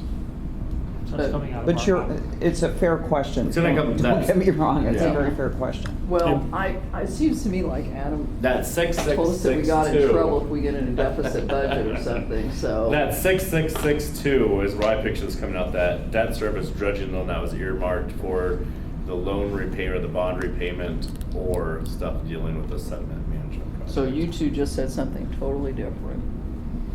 Well, I don't have the numbers in front of me, but what, Well, you weren't thinking it was coming out of, you weren't thinking it was coming out of this, or was it coming out of this? that, 6662, that's that- what he's saying it's no, gonna come out no, of. So I no. just wanna tell you, it will you not guys are come out saying two of the different things. 6662. That's the Absolutely. line item that was earmarked for sediment transport, or for the sediment management project. To repay the loan. Yeah, and the motion was if we did not get the loan this year and repayments don't start, that we would use those funds for the loan repayment or sediment management project. I would have to listen back to the tape. I don't remember I mean, that. that's I right. have that recollection, I think Adam is correct I sort on of have that. that Because the idea But I was just that- wanted it to be board approved. Yeah, absolutely, That no. we knew where this money was coming It would from and come it out was of there. going toward the project, because Yeah. we haven't issued bonds, so we don't need it for a bond repayment. Exactly, right? yeah. But it Yeah, is a part But of we the gotta add project. it all up. Correct, that We're was the spending more intent, than that it what's in go there. For the project. For the project. So I- either it's and- going for bond or. and- it's Good if going she's for good. Okay, Lake White. all right. Okay. Let it suffice to say we have this money. Yeah, and if we do need to, say we overspend that 67,000 Well, out of we- that, we do have money in the checking account. We're not looking at a level of finances between the two advisors and this that we wouldn't be able to handle. Yeah. Right, but what I'm telling you is the two advisors in this is about like, whatever, $120,000 maybe, you know? Well, the two advisors. $140,000. The two advisors that we approved will come out of the bond proceeds. Yes. Yes. Yes. We'll have to talk That is about correct. that to wait on their money. I don't even see the fee for, That's pretty typical for the. That's- bond yeah. And consultant. she said that, Yeah. she said you would have to talk to So- Umball, but. She said they do it now. Is there other discussion on this? 42,000, okay. I was just wondering why Sam Robertson's picture was on the Tetra Tech's I was wondering that bid myself. as part of their project team. Because since they're out of state, they wanted to use him as a Okay. point source for data collection. Okay. Yeah. I was like, And they had in Shrewsbury? there, they were gonna pay him $3,000 Yeah, they had for a that. line Oh, item. okay, all right. Uh-huh. I'm For okay with using his Christopher photos. Burke. They're If gonna that's- subcontract our contract. If the Lake Health Task Group is recommending Christopher Burke, I'm okay with Christopher Burke. I thought they had the best proposal. Okay. Yeah, they did. It was the most. Is there any other discussion? Mike, you want to make a motion? And Oh. I really think we should make that motion too, because there is the potential for additional. I just asked for it. Or there's the potential for additional sampling events in there. They have it listed at 2,000 a piece. We can get that down if we're doing sampling ourselves. Right. But I would recommend that we make that motion to not exceed $50,000. That way, in case we do get some major storm events, that way we have the finance in there to get them down here if it's an addition to the 5. That makes sense. Got that, Mike? Yes, well, did he want me to add that? Yes. What was Towards that part? the end of the year, Adam, would you restate that for the motion? Recommend a motion that we select Christopher Burke for our sediment transport study for an amount not to exceed $50,000. I make the motion that we hire the services of Christopher Burke Engineering for the sediment transport study not to exceed $50,000. Second. Any discussion? Those in favor say aye. Aye. Aye. Those opposed, same sign. Motion carried. Thank you. I'm meeting for payment. All right.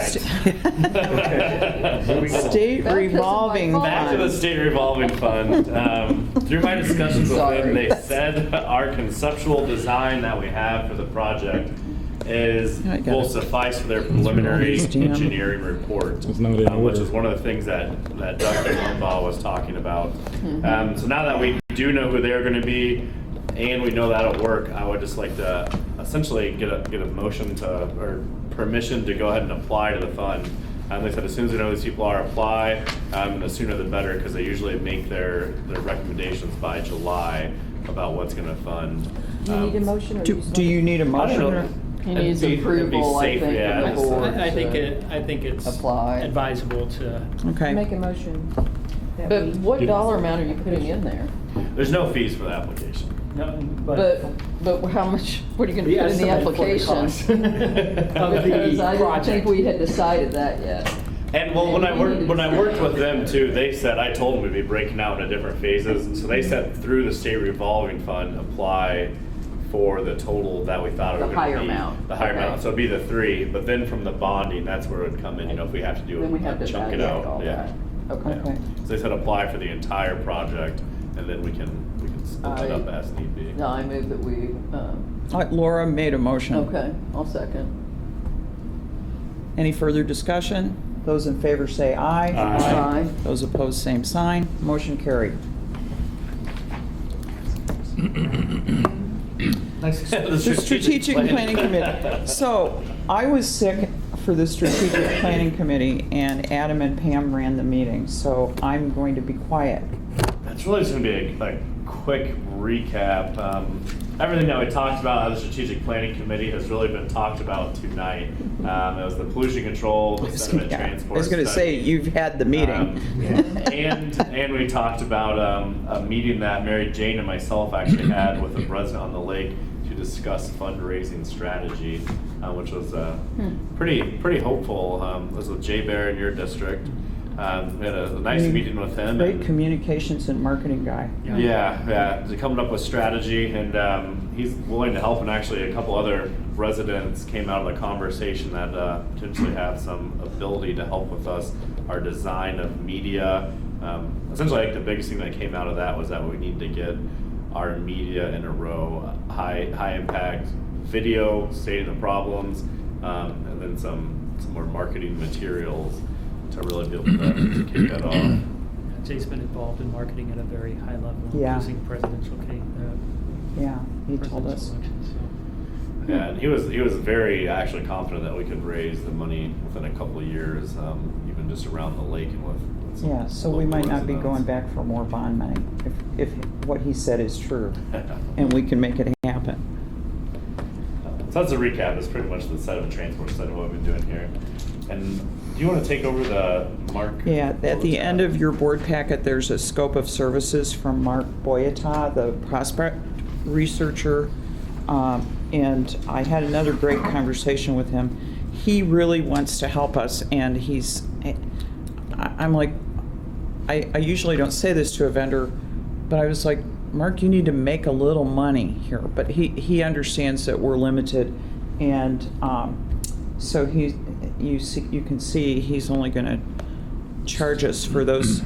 He said like a maximum of $200 per project. and I For wondered each of what those- that meant. Well, for those 3 So it's just items. $600 So it's like total. $600. So Oh, my. I think, I'll make that motion. okay, I second.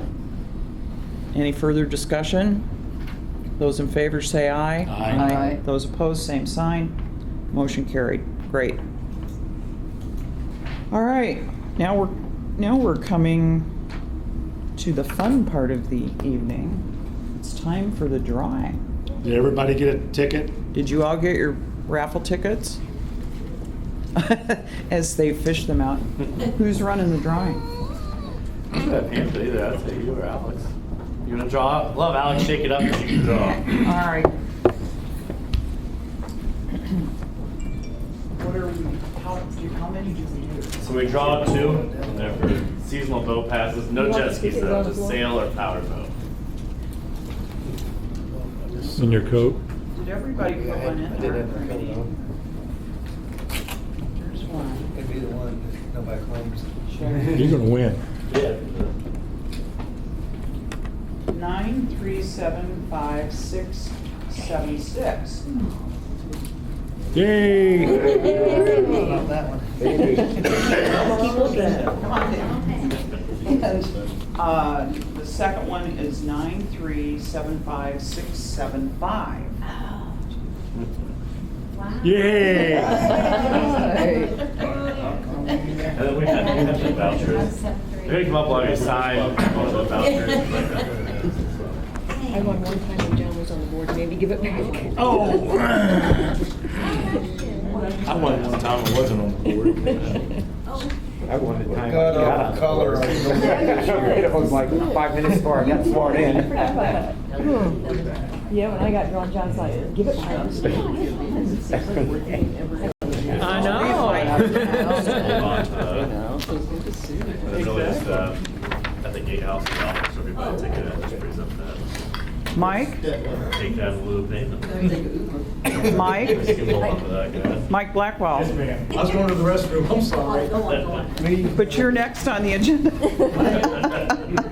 We can wait. We can wait. Well, public comments, we can do those. Okay, well, Mike's, Comment. no, you can go to the bathroom. We'll do we'll see if there's any public comment. Hurry up. We gotta swear you in. Oh, that's right. Okay. No, go ahead. No. No, go. Okay, Do we have a public motion for comment. Mike to go to the bathroom? Those opposed? Okay, we'll do some public comment while Mike's out. Malcolm, you had your hand up. Yeah, Canada Geese Control. You only do the islands? You ever do the east end? It's very tough for us, but you can, as a resident, do that. Either under our permit, or you can go to the DNR website. It's actually free. You don't even have to pay or really apply for a permit. All you do is you go out and treat the eggs, and then they ask that you tell them the number of nests that you treated. And you pour. We used to addle them, but shaking 300 eggs is very tiring. So we use vegetable oil. Essentially what we do for the process is we find the nest, we'll take all the eggs out, we mark them with an X so we know they're treated, and we dip them in vegetable oil. And what that does is really clogs the pore and it stops the Any mother gestation. geese around? I do, that's why I bring my dog with me on the island. We used to have to bring another coworker on a big stick. I think it's really but sad. it turns out a big Australian Shepherd works out pretty well. for Nobody keeping likes away. So to get, There were way too many geese about a month ago when they were all over the ice on my Oh, and middle of the night Hundreds of honking them. all night. Oh, wow. The so sand. for us to do it as under your permit, I mean, do we have to sign up? No, you really don't, because we do a late-wide permit. Just let us know, and really we just ask that you report back to us. So just let us know the total number of eggs that you treated, or total number of nests that you treated. Adam, is there Let us know. is there a limit? No, there's no limit. There absolutely is no limit. But what you gotta do is just can't break them, or else they'll lay another clutch. So Yeah. as sad as it is, you gotta let Mother Goose know that. Not let her know that they're dipped in oil. It's very sad. Okay, They cause destruction, like. we're gonna go back and then I'll do some, well, no, we won't. It is public comment. Just a comment to Deborah's question. Actually, the KCI study identified that we would be doing a sediment transport study at some point in the future. We chose the Lake Kell Task Group, and we went with the conceptual work for Shrewsbury first. We needed that to get an idea of what big a project, how big a project, all those other things, and how many dollars. You got to do certain steps. Now we have to do the sediment transport study to determine determine what elements of the project are gonna have what kind of maintenance costs and what kind of fill rates that we're gonna have based upon the containment fields that we create. I think I was an observer at the meeting when you guys hired Shrewsbury and KCI and, you know, so I'm just. Well, saying, KCI it was sounds before like they- Shrewsbury, Yeah. so, and it was Okay. not in Shrewsbury's scope, and it's not a normal, the sediment transport study is not a normal task of services that they normally do with their normal in-house staff. They can, but it's not their normal duties, so they recommended that we outsource it to somebody else who does that as a normal, everyday kind of thing. The other point is that in the, I'm drawing a blank, who did you just recommend? Chris Burke. Christopher Burke. In Christopher Burke's package, our request for proposal, RFP, had 3 steps.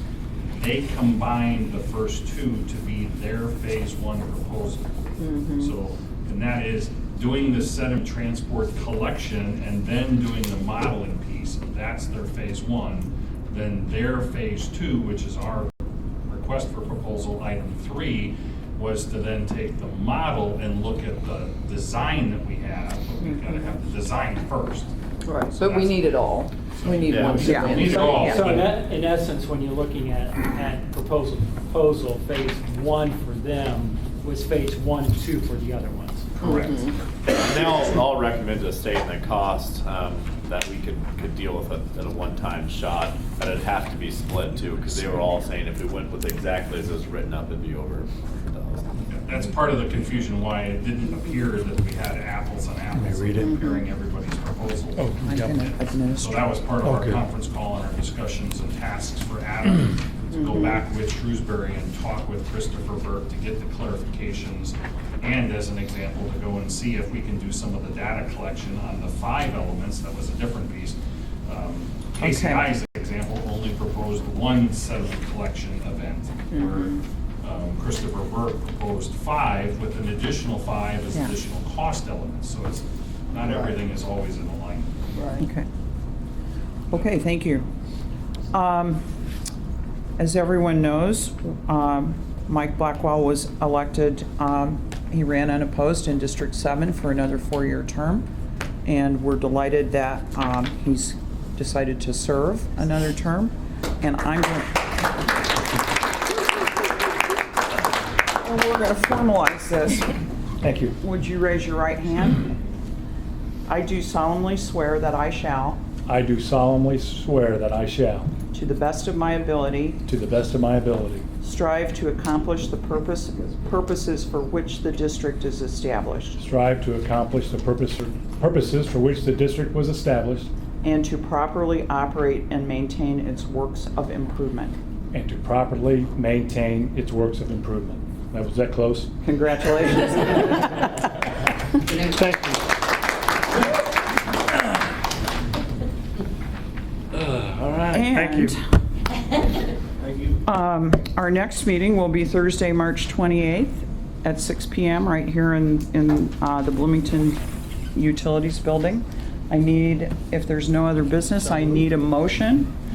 Thank you, Michael. To adjourn the meeting. Motion. Everybody in favor? Aye. Thank you. Good job, Madam Thanks, Vice everybody. Chair. Thank you. Thanks everyone for coming. Good meeting. Good job, good job. Thank you. Nice job. Oh, That was long, yeah? never mind, Mary Jane, I thought I had nothing. It's Nothing? Yeah. I'm sorry? Yes, we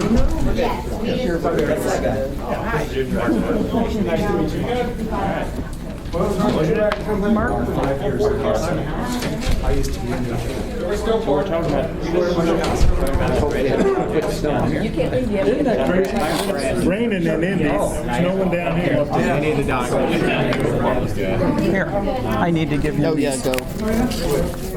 And I've got the, South and north from don't say anything, I don't know how to turn this thing off. that area right here.